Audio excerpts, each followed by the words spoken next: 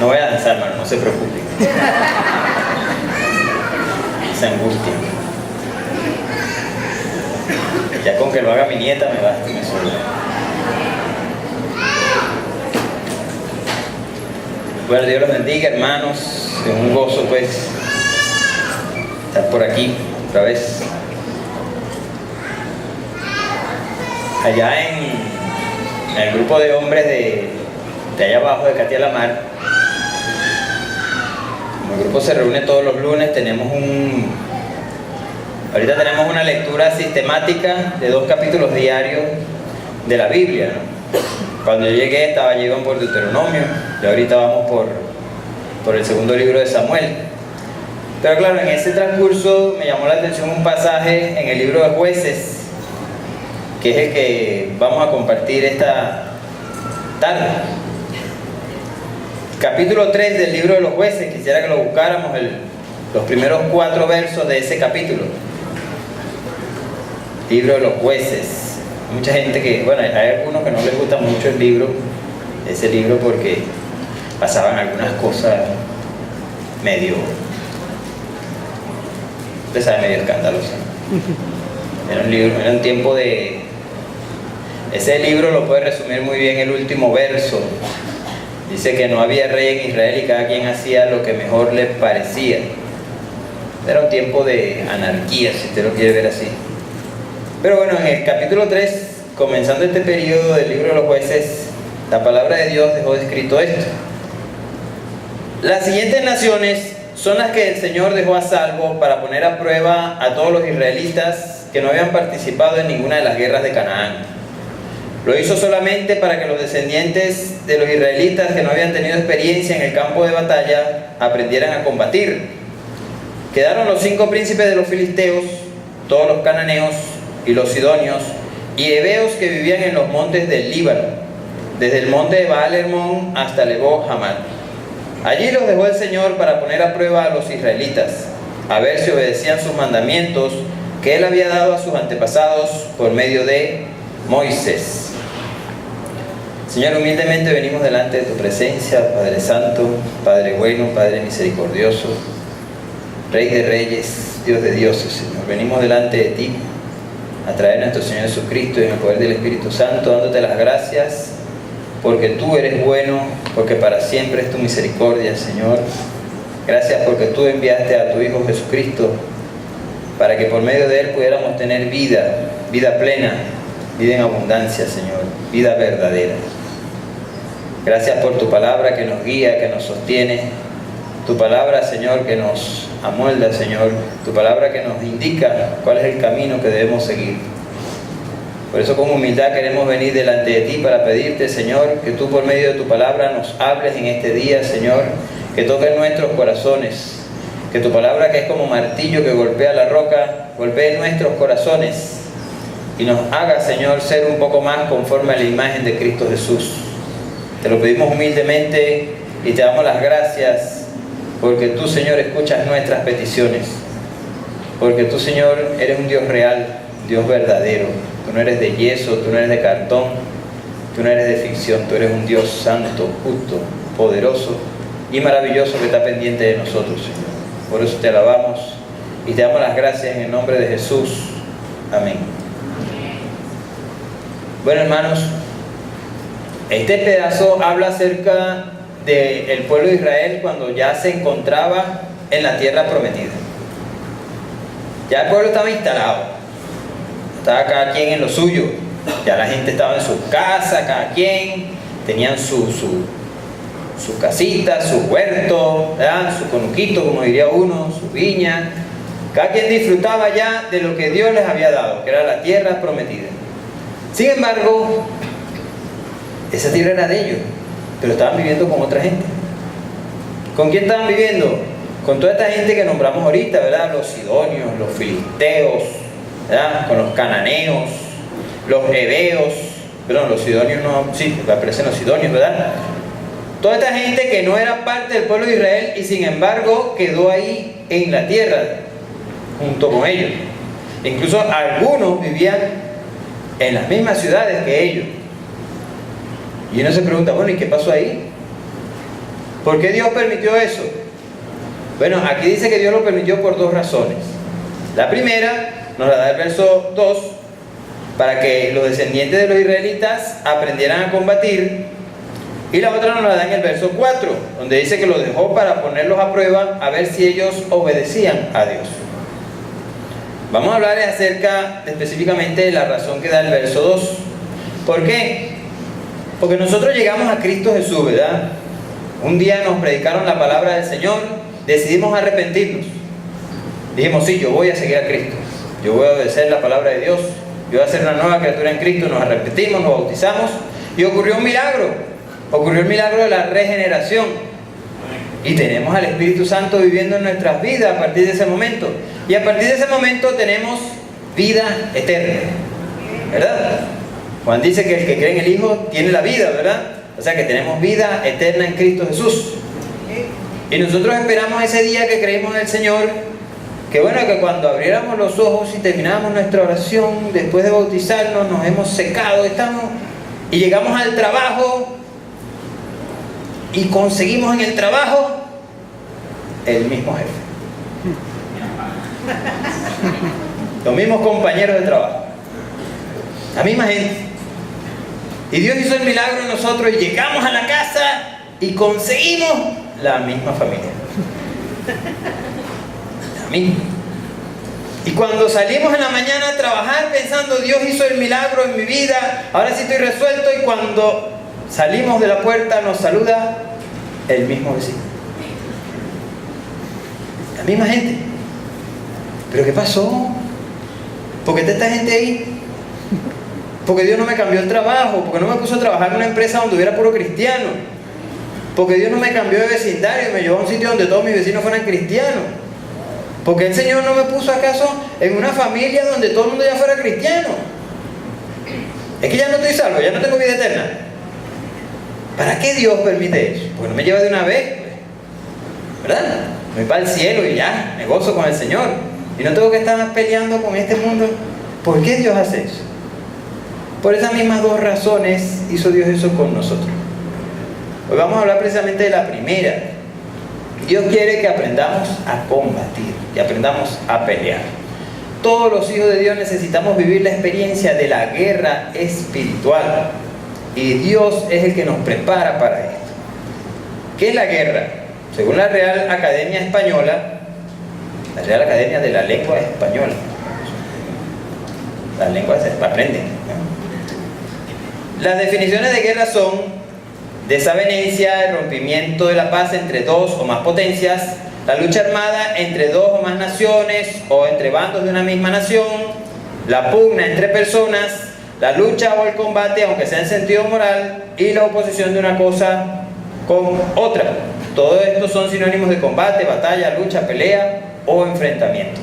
Entonces, cuando nosotros hablamos de la guerra espiritual, nos referimos a la lucha o el combate que tiene todo hijo de Dios, todo aquel que ha recibido a Cristo Jesús, esa lucha o combate que debe librar todos los días contra todo aquello que se opone contra su relación con Dios a través de Jesucristo.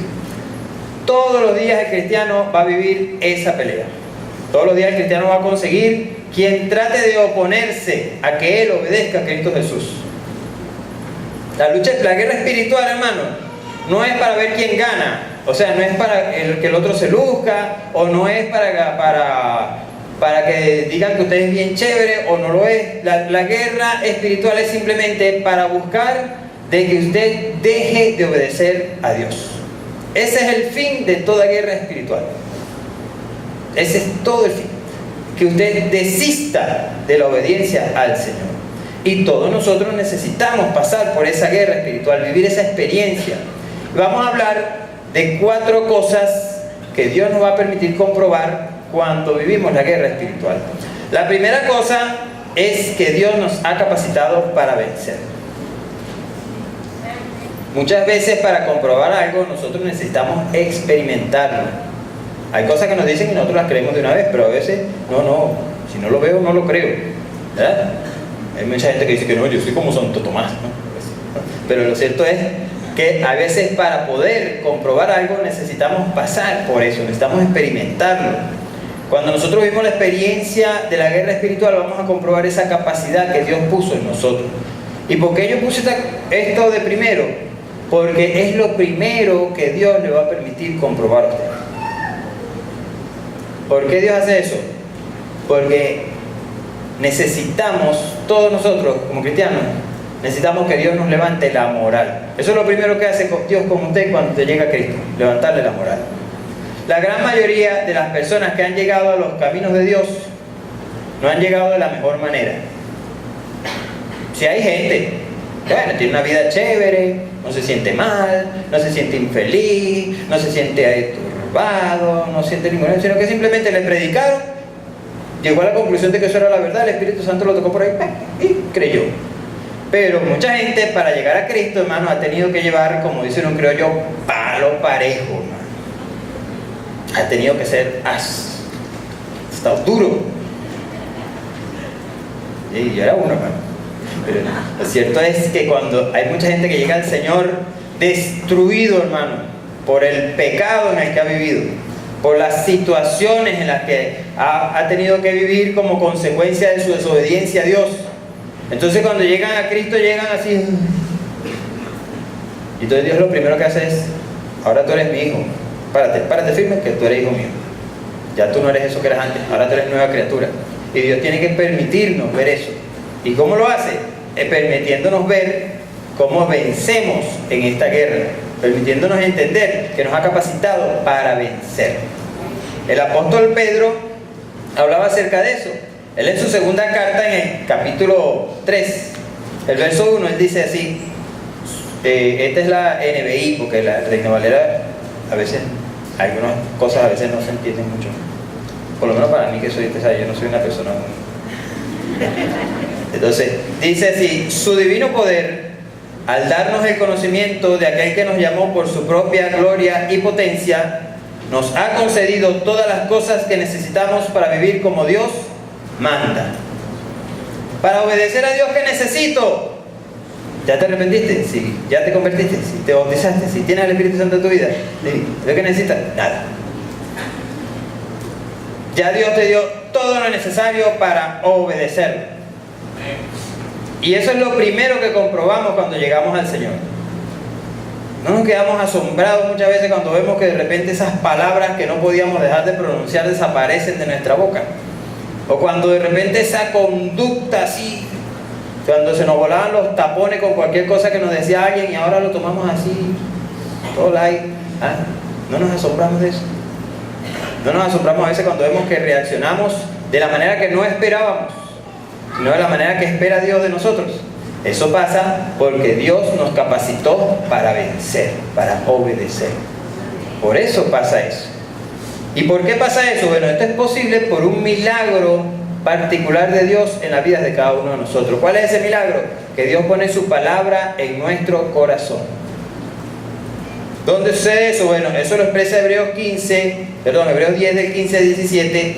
Él dice: también el Espíritu Santo nos da testimonio de ello. Primero dice: este es el pacto que haré con ellos después de aquel tiempo, dice el Señor. Pondré mis leyes en su corazón y las escribiré en su mente. Y después añade: y nunca más me acordaré de sus pecados y maldades. Dios puso su palabra en nuestro corazón. Porque muchas veces nos predicaban y nos hablaban y nos decían, y nosotros paterrolo, como dicen por ahí, ¿verdad? No entendíamos nada, no le parábamos al que nos predicaba, no le hacíamos caso. Y de repente llegó un momento en que alguien nos dijo y nos habló de la palabra de Dios, y ese mensaje llegó a nuestra mente, tocó nuestro corazón, y nosotros decidimos arrepentirnos, decidimos seguir a Cristo, porque sencillamente Dios hizo el milagro de poner esa palabra en nuestro corazón. De ahí fue cuando decidimos seguirla y obedecerla. No es porque éramos muy inteligentes y acertamos, tomamos la mejor decisión porque somos pilas, no. Fue porque la palabra de Dios llegó a nuestro corazón. Y ahí Dios obró y nosotros pudimos dar el primer paso de obediencia, entregar nuestra vida a Cristo y bautizarnos. Y después de ahí en adelante, seguir. Ese milagro ocurre. Y por eso Pablo le dice a los romanos en el capítulo 10, versos 6 al 13: pero la justicia que se basa en la fe afirma: no digas en tu corazón, ¿quién subirá al cielo? Es decir, para hacer bajar a Cristo. ¿O quién bajará al abismo? es decir, para hacer subir a Cristo de entre los muertos. ¿Qué afirma entonces? La palabra está cerca de ti, la tienes en la boca y en el corazón. Esta es la palabra de fe que predicamos, que si confiesas con tu boca que Jesús es el Señor y crees en tu corazón que Dios lo levantó de entre los muertos, serás salvo. Porque con el corazón se cree para ser justificado, pero con la boca se confiesa para ser salvo. Así dice la Escritura: todo el que confíe en Él no será jamás defraudado. No hay diferencia entre judíos y gentiles, pues el mismo Señor es Señor de todos y bendice abundantemente a cuantos lo invocan, porque todo el que invoque el nombre del Señor será salvo. Usted no va a hacer nada que no esté en su corazón. O sea, nada que usted no crea profundamente. Si usted está seguro de algo y cree en eso, está determinado, usted piensa que eso es así, lo va a hacer. No ve propagandas, por ejemplo, de los productos estos para tantas cosas que venden por televisión, ¿verdad? Pero de repente venden algún producto vitamínico. Y con esto usted va a estar pila, y no sé qué. Entonces pasan una de una persona en su trabajo a las 9 de la mañana y después está a las 9 de la noche y está todavía se activa, está, y contenta porque le explotan, digo yo. Entonces, pero lo cierto es que la gente no se va a tomar eso hasta que no crea que eso es verdad. Ese producto va a estar en el anaquel hasta que alguien diga, no, si eso es verdad, y lo compra y después lo agarra la tapa y se toma. Usted puede tener la mejor medicina del mundo en el botiquín de su casa, pero si usted no piensa que esa medicina lo va a curar, eso va a quedar ahí, se va a vencer, se va a llenar de telaraña, de polvo y después va a pasar al pote de basura. Porque usted no cree que eso de verdad le sirva. Usted va por un médico y el médico le da un diagnóstico y usted hace una de dos: sigue el tratamiento que le mandó el médico o pide una segunda opinión. No, yo quiero escuchar una segunda opinión, doctor, porque eso a mí no me convenció mucho. ¿Es o no es? Así es, en la vida es así. Si yo no creo firmemente en algo, no voy a poder hacerlo. Y por eso Dios pone la palabra en nuestro corazón, la mete ahí, la incrusta y ella hace el trabajo. Yo comienzo a creer y comienzo a actuar. De ahí lo de Santiago. El debate de Santiago: muéstrame tu fe por tus obras. Como cuando los 4 hombres llevaron al paralítico donde Jesús y están viendo la casa llena.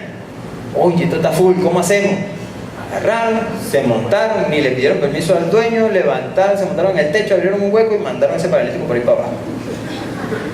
¿Y qué dice la Biblia que vio Jesús de ellos? Jesús vio su fe. Como ellos estaban seguros y sabían que Jesús podía levantar ese paralítico, hicieron todo ese esfuerzo. Si no hubieran creído, al llegar a la casa ven la cosa y dicen, no, mijo, espera que alguien te meta porque yo no me voy a desamatar. Se arriesgaron, pues es lo que subirse en el techo de una casa. Si esa broma se va, ellos no saben si ese techo está bueno, si está viejo, si está podrido, se van por ahí para abajo. ¿Por qué? Porque tenían fe, porque creían. Y eso es lo que hace Dios en nosotros. Él pone su palabra y hace que creamos. Y como creemos, obedecemos. Y como obedecemos, vencemos. Amén. Cuando nosotros experimentamos la victoria de obedecer a Dios, lo que se llena nuestra vida es de gozo, de alegría, de fe, de esperanza. Pero hay otra cosa que comprobamos también en medio de esta batalla. Y es que comprobamos que la guerra es espiritual. Es que no hay nada, mira, yo pensaba que había. Sí hay. Me estaban vacilando, ¿verdad? Se puede decir, yo estoy pila. Comprobamos que nuestra guerra es espiritual. Es muy difícil, hermanos, pelear una guerra donde no se conoce al enemigo. No se sabe quién es. Porque uno anda así como, bueno, ¿cómo hago?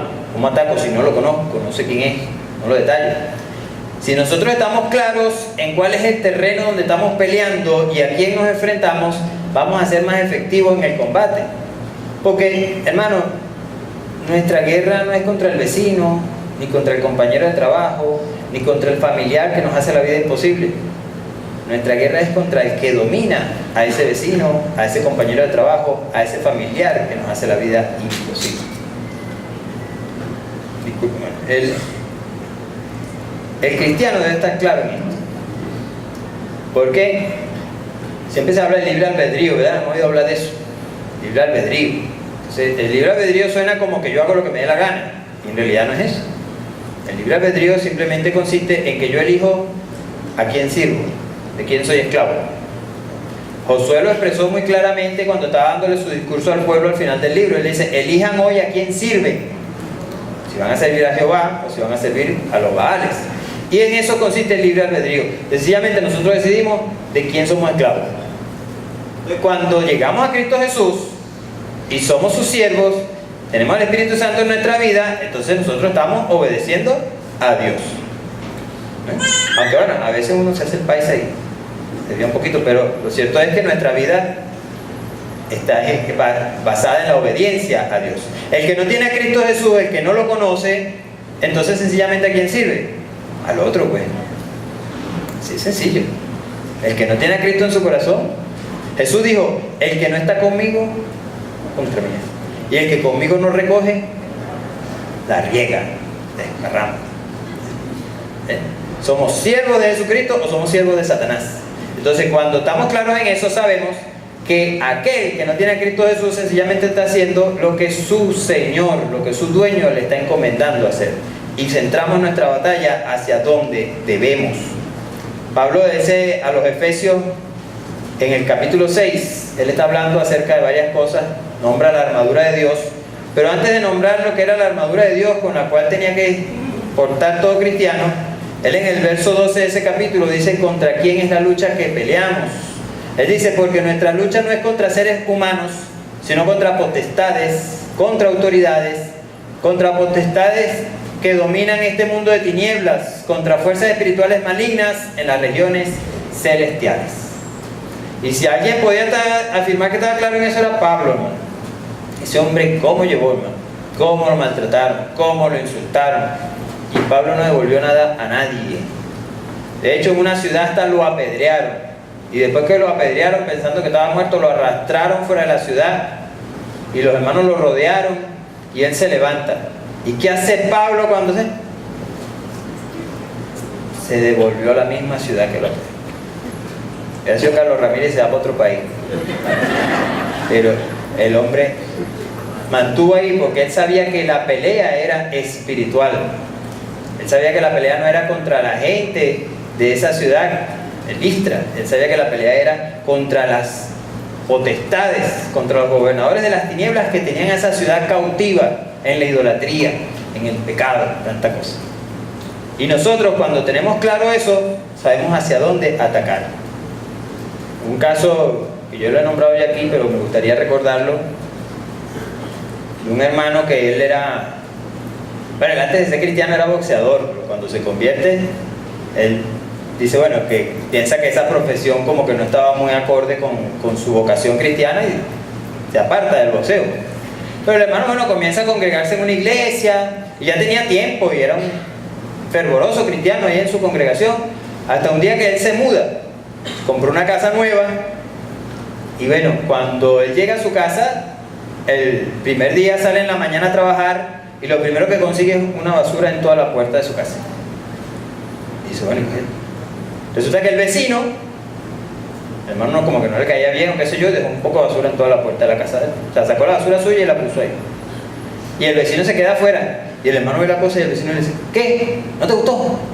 Y el hermano agarró, aprovechó de sacar la basura de él, la agarró y la llevó a donde tenía que llevarse la basura. Pero al otro día, otra vez consigue la basura el hermano ahí. Y el vecinito otra vez así, esperando que el hermano le revirara, ¿verdad? Como dicen por ahí. Pero nada, el hermano otra vez. Y así tuvo varios días la cosa hasta que un día el hermanito ya tenía, usted sabe, estaba hasta aquí de la basurita, pues. Y ve la basura y otra vez el vecino. Y el vecino así, te sabe, esperando nada más. El hermano le dice, cuando vuelva no quiero ver esa basura ahí. Y se va.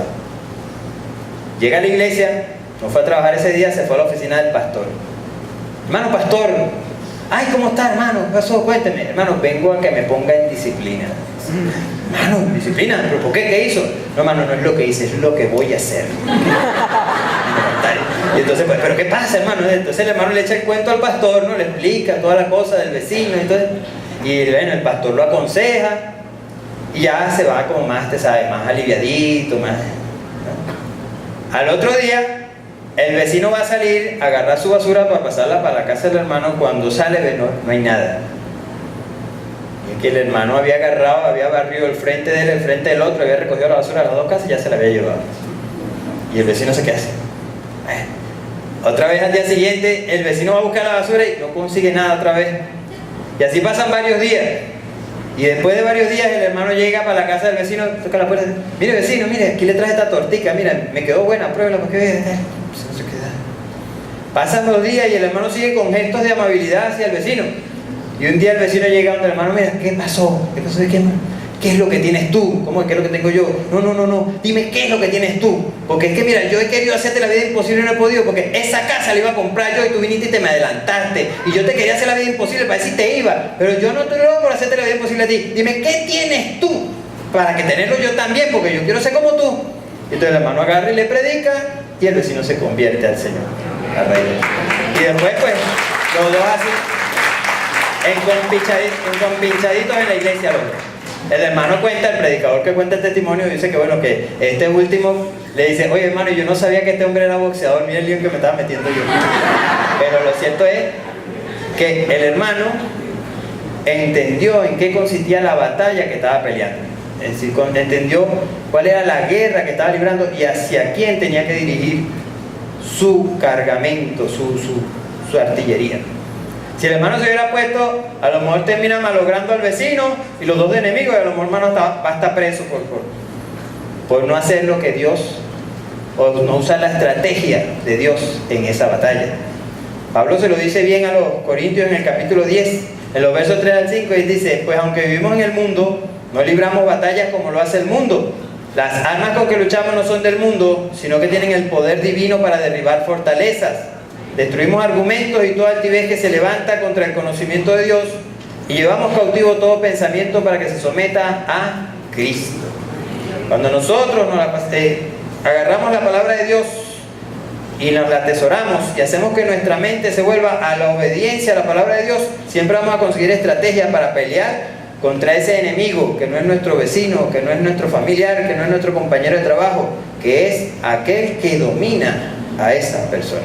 Y vamos a ver la victoria, y la mayor victoria que puede tener un cristiano es arrebatarle las almas al enemigo, arrebatárselas al diablo, para que sean ahora de Cristo Jesús, por medio de su obediencia. Amén.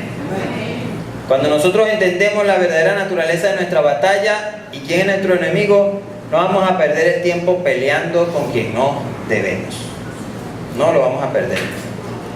La otra cosa que vamos a comprobar cuando libramos esta batalla es que esta batalla que peleamos es con la fuerza del Espíritu y no con la nuestra.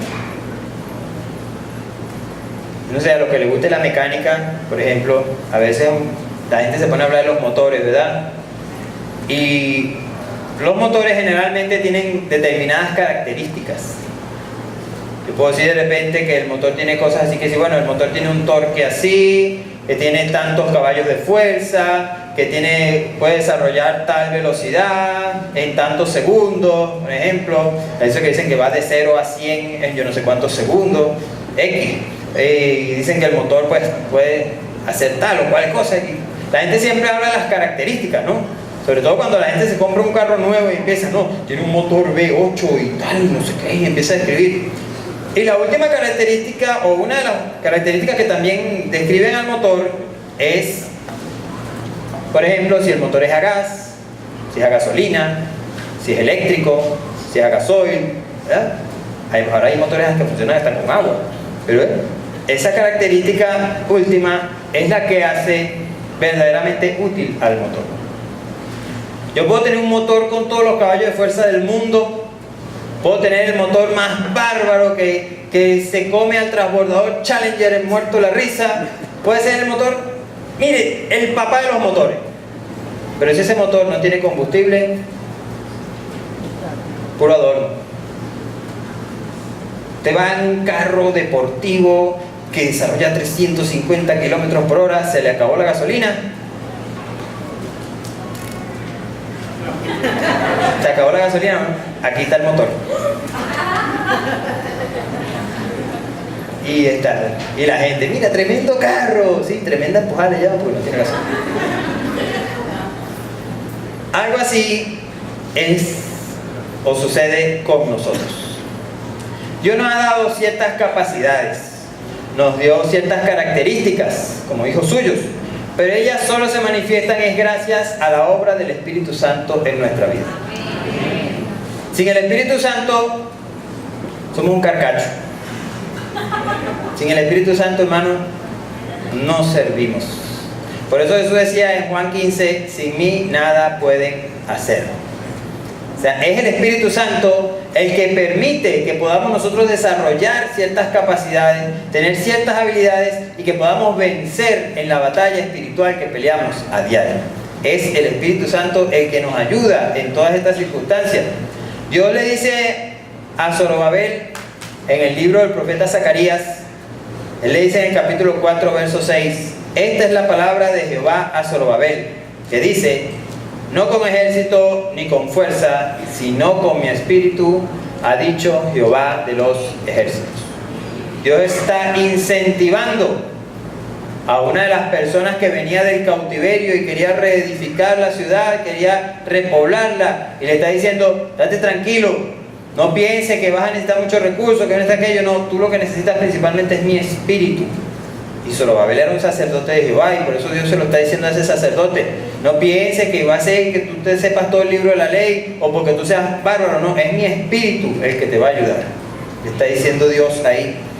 Y esa es la promesa, es la misma que Dios hace por medio del profeta Ezequiel, en el capítulo 36, en los versos 25 al 27, él dice, los rociaré con agua pura y quedarán purificados, los limpiaré de todas sus impurezas e idolatrías, les daré un nuevo corazón y les infundiré un espíritu nuevo, les quitaré ese corazón de piedra que ahora tienen y les pondré un corazón de carne, infundiré mi espíritu en ustedes y haré que sigan mis preceptos y obedezcan mis leyes.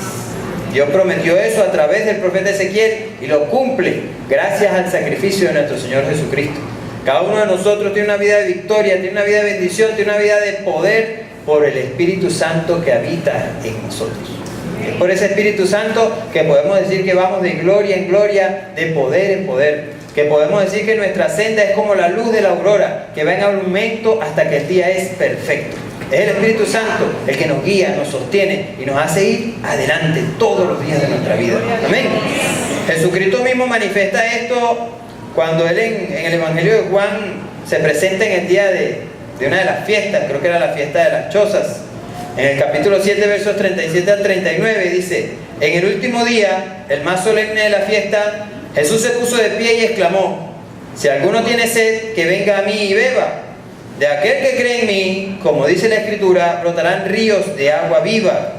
Con esto se refería al Espíritu que habrían de recibir más tarde los que creyeran en Él. Hasta ese momento el Espíritu no había sido dado porque Jesús no había sido glorificado todavía. Y Él le aclara este pasaje, esto mismo que Él dice, le explica la esencia de ello a los discípulos en el capítulo 16, cuando en los versos 13 y 14 de ese mismo Evangelio de Juan, Él les dice, pero cuando venga el Espíritu de la verdad, Él los guiará a toda la verdad, porque no hablará por su propia cuenta, sino que dirá todo lo que oiga y les anunciará las cosas por venir. Él me glorificará porque tomará de lo mío y se lo dará a conocer a ustedes.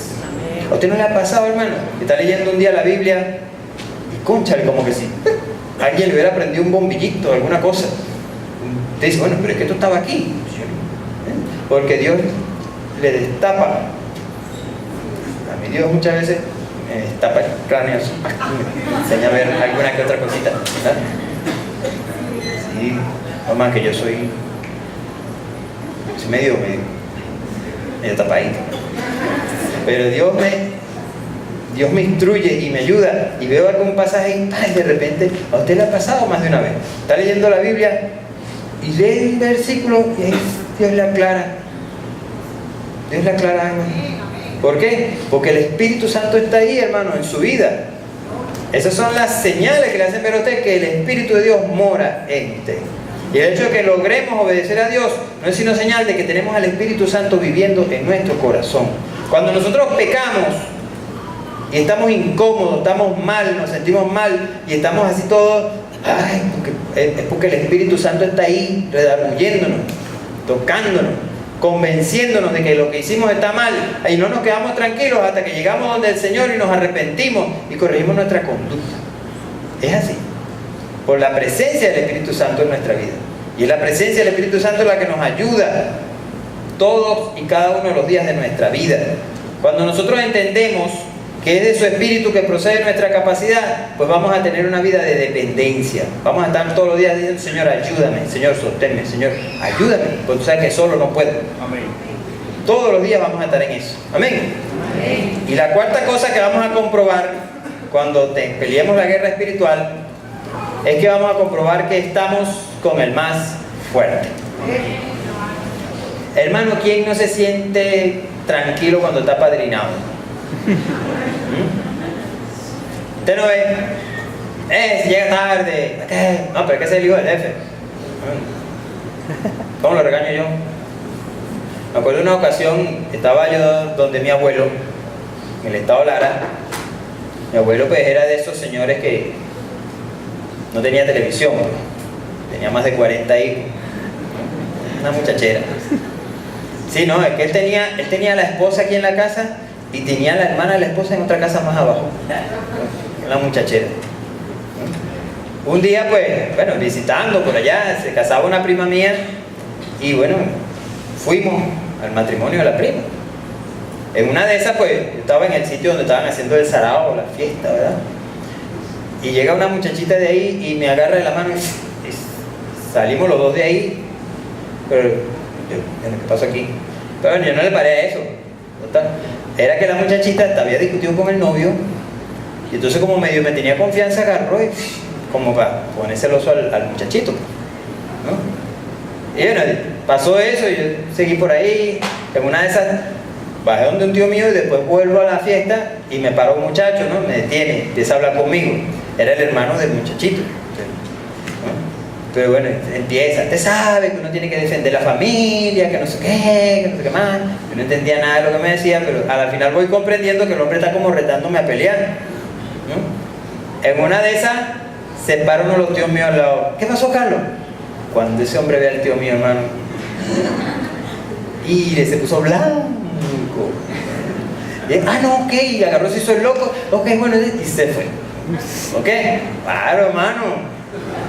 Estaba apadrinado. ¿De que se pelea ahí como esos 40 tíos míos? No, mano, ¿no? Entonces, así es uno cuando se siente guapo y apoyado, ¿es o no es? Uno anda, ¿quién se mete conmigo? Así es. Bueno, así pasa en Cristo Jesús. Nosotros estamos guapos y apoyados porque estamos con el Rey de Reyes, Señor de Señores. Estamos con el Todopoderoso. Fíjense. En una ocasión había un profeta, él se llamaba Eliseo. Él fue discípulo del profeta Elías. Y el segundo libro de los Reyes nos cuenta que en una ocasión había un rey sirio que quería pelear contra el rey de Israel. Pero cada vez que él iba a pelear, a hacer algo, ya el rey de Israel le tenía la estrategia pillada. Y entonces siempre estaba preparado para el ataque que iba a efectuar el rey sirio. Entonces el rey se puso bravo. Un día estaba en una reunión con sus consejeros, con su alto mando. Dice, bueno, no señor, aquí hay un traidor.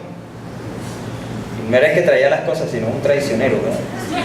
Y le dice, aquí hay alguien que me está traicionando. Yo voy a descubrir quién es y lo voy a matar. Entonces uno de los consejeros le dice, no, mi señor el rey, no es que alguien lo esté traicionando.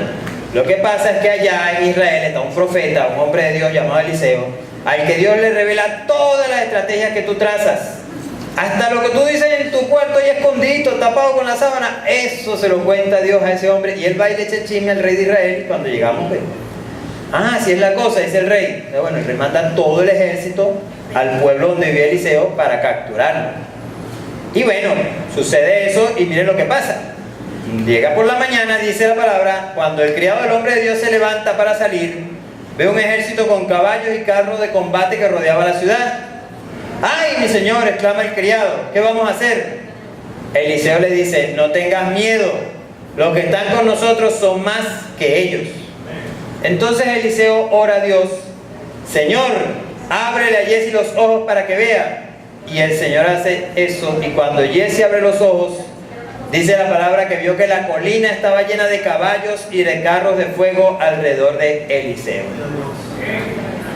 Él ve eso como, no sé si te han visto de repente en alguna película que de repente tienen rodeado a uno, ¿ah? Y después llega otro grupo así que tiene rodeado a los que tienen rodeado a este. Bueno, algo así fue lo que vio Giezi. Ahí después a Giezi se le... ¿Y qué hizo Eliseo? Señor, mira, ayer esta gente con ceguera, todos quedaron ciegos. Y Eliseo le pregunta: ¿ustedes para dónde van? No, estamos buscando a Eliseo. Venga, yo lo llevo. Eliseo se lo llevó arriadito hasta la puerta del palacio del rey de Israel. Y cuando llegan ahí el rey le dice a Eliseo: ¿qué hago con esta gente? ¿Los mato? No, tú eres loco. ¿Acaso lo conquistaste tú? No, dale su comida y que se vayan para su casa. Hasta salieron caballo blanco, como dice uno, porque salieron con su comidita y todo. Pero eso fue porque Dios protegió al profeta Eliseo. Y el salmista, me imagino que se inspiró en ese hecho para decir lo que dice el Salmo 34:7. El ángel de Jehová acampa alrededor de los que le temen y los defiende. Amén. En cierta ocasión, hay un hermano que él se llama Edgar Jiménez. Bueno, yo no sé si yo creo que él partió con el Señor ya, me dijeron. Pero él era un hombre que cuando era inconverso era brujo. Él se desarrolló en Haití y toda esa cosa. Y era un brujo tan terrible que le decían el diablo rojo. Imagínense cómo era. Pero bueno, en su vida de pecado, pues él no solo ganó mucho dinero con su brujería, sino que también se ganó muchos enemigos. Tenía gente que quería matarlo, pues le lanzaban atentados y eso. Cuando llega Cristo Jesús, bueno, todo eso se acaba, por supuesto, pero sin embargo la gente que lo quería matar todavía andaba acechándolo. Hasta un día que lo paran unos hombres y le dicen: mira, ven acá, ¿qué pasó? ¿Es verdad que ya tú nada que ver con lo que hacías antes? Sí, yo nada que ver con eso. ¿Tú ahora eres cristiano? Sí. Oye, pero seguro, ¿tú ya abandonaste todo eso? Sí, ya yo abandoné todo eso. Oye, entonces ¿por qué cada vez que te vamos a hacer algo te conseguimos con 4 hombres ahí cuidándote, chico? ¿Qué hombre ibas a tener si será un predicador? Los predicadores son los seres más limpios de esta tierra. Que paga un buen predicador, un guardaespaldas. Y el hombre, cuando el hombre ve eso, se dio cuenta que eran ángeles de Dios que él le colocaba ahí para que lo cuidaran, para que lo guardaran. El hermano Eric Barry contó una oportunidad acerca de una muchacha allá en Estados Unidos, en una ciudad de esa, un pueblito de esos. Bueno, ella era una cristiana que todos los días iba para su iglesia, y de camino a su iglesia para la casa, ella tenía que pasar por un callejoncito. Pero ella lo hacía confiada porque sabía que Dios la protegía, la guardaba. Sin embargo, hubo una época en esa zona en que había un hombre que estaba violando a las muchachas por ahí. Ella siguió manteniendo su confianza en el Señor. Bueno, y un buen día, regresando de la iglesia, va por el callejoncito y ve un hombre parado ahí en el callejón. Ella, bueno, no le para, sigue caminando. Sí ve que el hombre se le queda viendo, pero no hace más nada. Ella terminó de llegar a su casa y como a la media hora ella se entera que a otra muchacha de ahí mismo la atacaron sexualmente, pues la violaron. Y ella se queda sorprendida y escucha la cosa y va a la comisaría para hablar con la muchacha, usted sabe, buscar darle consuelo y todas esas cosas. Se entera también de que atraparon al violador en ese momento. O sea, cuando el hombre comete el acto, lo atraparon infraganti y lo metieron preso. Entonces la muchacha se asoma donde tenían al hombre custodiado, y cuando ve, se fija que era el que estaba parado cuando ella pasó por el callejón. Y ella le dice: mire, ¿y dónde fue eso? No, eso fue en el callejón tal. Ay, era el mismo callejón donde ella había pasado media hora antes. Dice: pero qué raro, porque yo pasé por ahí y vi a ese señor ahí y él a mí no me hizo nada. Entonces el policía entra a la parte de interrogatorio y le pregunta al hombre: mira, ¿tú viste una muchacha así, así, así? Sí. Ah, y ella pasó por ahí sí, ella pasó como media hora antes. ¿Y por qué tú no le hiciste nada a esa muchacha? Es que ella venía acompañada. La muchacha no se dio cuenta, pero la protección de Dios estaba ahí. La Biblia dice que Dios hace de sus ángeles seres ministradores al servicio de los santos. Y usted no sabe de cuántas cosas Dios le ha librado. No sabemos, hermano, lo desconocemos. Un día yo iba en una camioneta de CCT al silencio, a que se van directo por la autopista. Y la camioneta se supara en Plaza Venezuela y después sigue para terminar de llegar al centro. Bueno, y se paran 3 hombres con unas pistolitas así, ¿no? Y empezaron a caquetear a todo el mundo. Hermano, les confieso, hermano, yo soy muy valiente. Enseguida, hermano, se me mojó el pantalón. Pero yo no sé qué me pasó, hermano, pero la verdad es que yo me nublé todo. Yo saqué la cartera, se la puse hacia el pelo, ¿no? Y el hombre agarra: tranquilo, pana, con usted no hay mente, ¿qué tal? No sé qué. Entonces, bueno, yo recojo la mano otra vez, pero yo estaba tan atrapado por los nervios que agarré los reales, hermano, los saqué de la cartera y se los puse al hombre así. Él me decía: pero tranquilo, que con usted no hay mente. Y vuelvo a guardar mi plata. Después que se bajan los hombres y pasa todo el lío, digo: pero ¿qué hice yo, vale? Pero Dios me guardó, hermano. Tanto malandro que se vuelve loco, tanta gente que entregando sus cosas igualito le caen a tiro. Y ahí Dios me guardó. Yo le pude dar gracias al Señor, que bueno, oye. Incluso después me monté en otra camioneta ahí mismito y se suben uno de esos que se ponen a estafar con las chapitas y la pelotica. Pero el hombre empieza: bueno, señores, y viene y me dan el periódico, y me dan en la pierna así, yo: a ver, otro más, dije yo. Ya ese eran los ladrones que roban vacilando. Pero Dios en ese momento me guardó. Y de cuántas cosas no nos ha guardado a cada uno de nosotros. No tenemos ni idea. Si Dios a lo mejor agarra y nos pone un proyector, una película, todas las cosas de las que nos ha guardado, a lo mejor pasaríamos las 24 horas ahí arrodillados dándole gracias al Señor por su misericordia y su amor. Y cómo Él nos guarda. ¿Por qué? Porque Él es el más fuerte, hermano. Con nosotros pasa lo mismo que con Jesús. ¿Qué le dijo Jesús a Pilato? Tú no puedes hacer nada contra mí si eso no se te es permitido de arriba. A nosotros nadie nos puede hacer nada si no lo permite Dios. Porque nosotros somos hermanos menores de Jesús. Somos coherederos con Cristo. Somos hijos de Dios por la gracia de Jesucristo. Por eso Pablo decía en Romanos 8:31: ¿qué diremos a esto? Si Dios está de nuestra parte, ¿quién puede estar en contra nuestra? Nadie. Nadie puede estar en nuestra contra si tenemos al más fuerte con nosotros. Amén. Si nosotros sabemos que estamos respaldados por el ser más poderoso del universo, pues vamos a tener la confianza todos los días de su protección, de su ayuda. Amén. Bueno, mientras pasa el grupo de alabanza, hermanos, pues después de haber compartido estos pequeños puntos, podemos decir que todos los cristianos necesitamos vivir la experiencia de la guerra espiritual. Y Dios con esto nos va a hacer comprobar estas cosas que hablamos hoy. Comprobar que Dios nos ha capacitado para vencer. Que cuando experimentamos la victoria de obedecer a Dios, la confianza y el gozo van a llenar nuestras vidas. Vamos a comprobar que nuestra guerra es espiritual. Al entender la verdadera naturaleza de nuestra batalla y quién es nuestro enemigo, pues sencillamente no vamos a perder el tiempo peleando con quien no debemos. Vamos a comprobar que es con la fuerza del Espíritu y no con la nuestra. Si tenemos claro que de su Espíritu es que procede nuestra capacidad, pues vamos a vivir dependiendo de Él, dependiendo del Señor. Y vamos a comprobar que estamos con el más fuerte. Si sabemos que estamos respaldados por el ser más poderoso del universo, pues sencillamente vamos a andar confiados, vamos a andar tranquilos. Hermanos, pongámonos la armadura de Dios. Debemos vivir con la armadura de Dios que escribe Efesios. Si nosotros vivimos con la armadura de Dios, pues no habrá nada que nos venza. Absolutamente nada. Porque el poderoso está del lado de nosotros. Hemos cantado esa canción, ¿verdad? Muchas veces: el poderoso está del lado de nosotros. No sé si usted, hermano, me voy a cantar, ¿verdad? Pero el poderoso está del lado de nosotros.